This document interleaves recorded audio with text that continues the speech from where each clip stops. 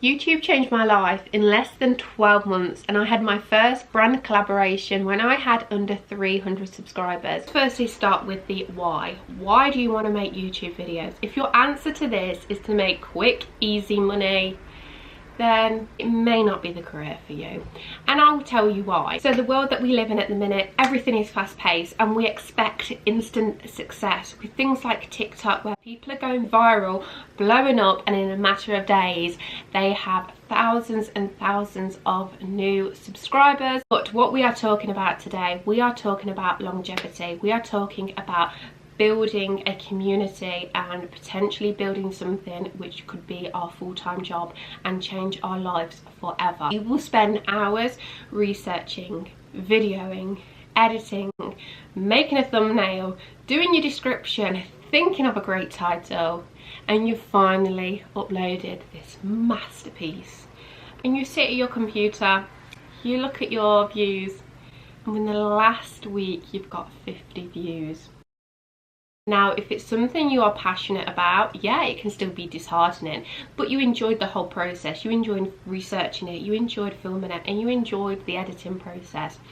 So you are going to be more inclined to keep doing that, because you know deep down, the more you produce, the more the algorithm is going to know where to send your video, and finally you will get that community and you will get the views and subscribers you deserve. If you are just doing it for quick money, you are more likely to do this over a period of time, not see the success you think you deserve, and quit, because you're not enjoying doing the videos.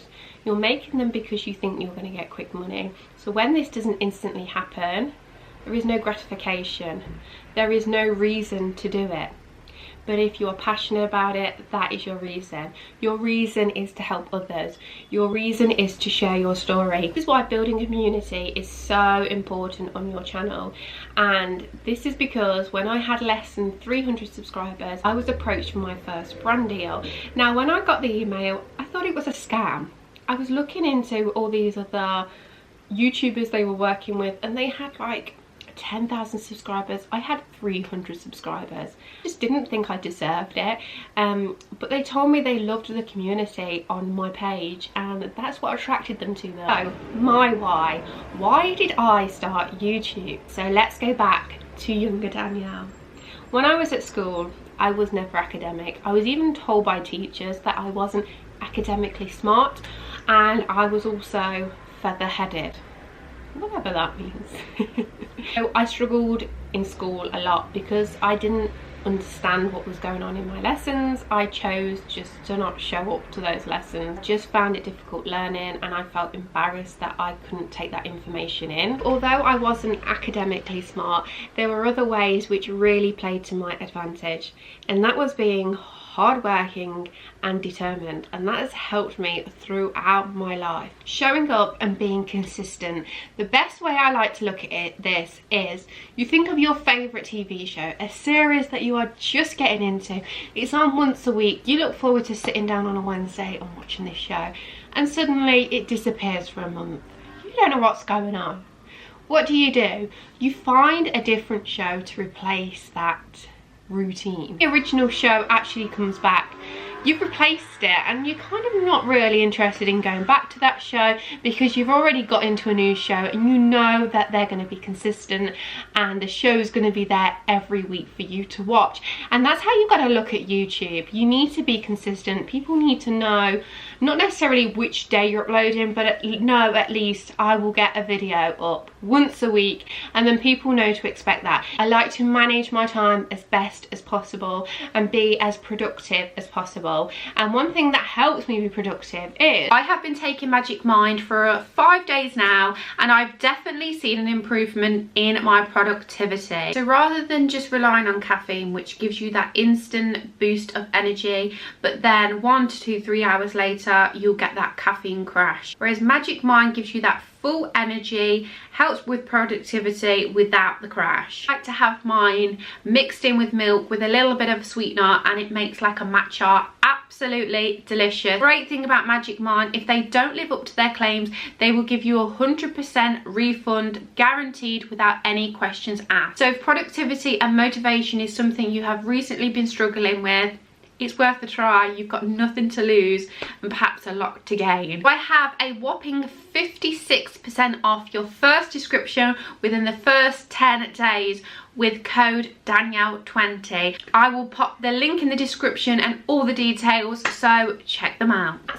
So this is where YouTube comes in. Back in 2019, I had my first beautiful baby boy, but back in 2019 COVID also hit, which was devastating for everyone, and I lost my job, I lost my self-confidence, I lost a bit of me during that time. My partner was still at work, so I was left on my own looking after this new baby. I was a first-time mom. I was really struggling, and it was a really dark time for me, although it was one of the best moments because obviously I had my little baby boy. It was also really hard. And in 2022, my little baby girl, and while I was in my later stages of pregnancy, I decided I was going to bite the bullet and I was going to do YouTube, and I uploaded my first video.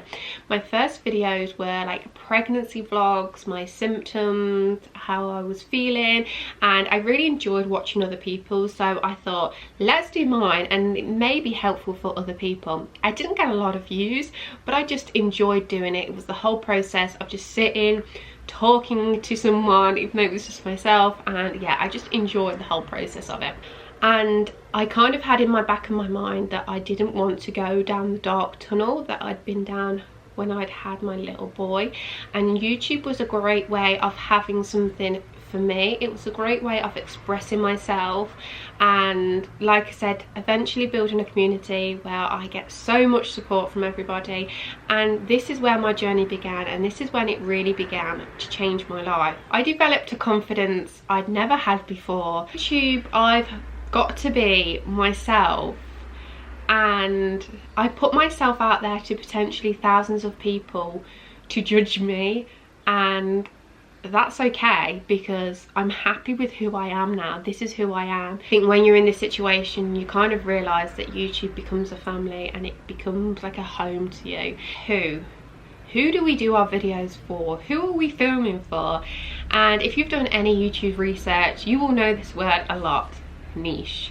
You get told to pick your niche. So finding a niche is important when you are first starting your YouTube channel, and this is why, because of that pesky old algorithm. You keep producing the same sort of content, the algorithm will know where to send your video out to, know who to send your video out to. What you don't want to do is you don't want to niche yourself down so much. Oh, there's a wasp, there's a wasp, there's a wasp, there's a wasp, oh, there's a wasp. You don't want to niche yourself down too much that you put yourself in a box, and that's where I kind of am at the minute. So with my journey, I finished doing my pregnancy vlog and I moved on to weight loss, but I did a particular plan, which is the Slim and Well plan, and that helped my channel grow, and that helped me build my community and get opportunities that I never thought I would have before, which I'm so grateful for. But now I'm in the situation where if I change it to something different, I lose views and potentially lose subscribers. But I feel like the niche I put my box in, it can't grow anymore. So that's where I've kind of come unstuck, and I have a solution for that. But so you don't kind of put yourself in that situation, it is kind of nice to kind of broaden your niche down a little bit as well. And this is how you can do it. So when looking for a niche, the easiest way to think of this is you have one person in mind. You can make this person up completely. Let's call her Janice. So we are trying to appeal to Janice. So we want to do something that we enjoy and that we are passionate about. I enjoy doing weight loss videos, and I usually do what I eat in a day. So Janice is also on a weight loss journey. So Janice enjoys watching my what I eat in a day. But what else might Janice enjoy watching? Vlogging me going and eating a McDonald's. Janice is not going to enjoy watching that. She's trying to be good. But if I go out and I find the lowest calorie restaurant in my area, Janice may enjoy that because she may get some ideas that when she goes out, what can she choose on the menu. So that's who who are we doing our videos for? So we've got to think of a person in mind who is going to enjoy our videos, but also making sure you're enjoying those videos as well. When you try and think of your niche, think of something that you could talk to a friend about for hours, or try and think of it as if somebody was going to come to me for advice, what would they come to me about? And that may help you finding your niche. Talk about what. The what if I fail? What are people going to think of me if I upload my videos? So this is a thing which actually stops creators from uploading or even starting a YouTube channel, is the fear of judgment, the fear what other people will think of them, the fear what their colleagues will say to them. And I have a great quote for this, where don't fear failure, fear the absence of progress. And I love this, because if I hadn't started my YouTube channel, I would have never got the opportunities from brands that I've got, but never got the opportunity to grow as a person, as a creator. I was so wrapped up with wondering what other people would think of me and how they were going to judge me, and if I took my kids to the school and the parents had watched my videos, what would they think?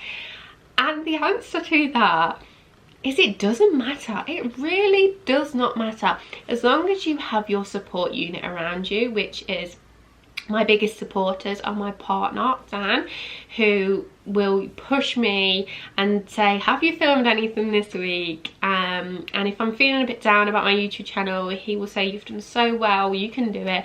And also my mum. I remember when I got contacted by the brand, my first brand, and I was at her house and I was like, oh my god, and she was so excited. She was telling everybody.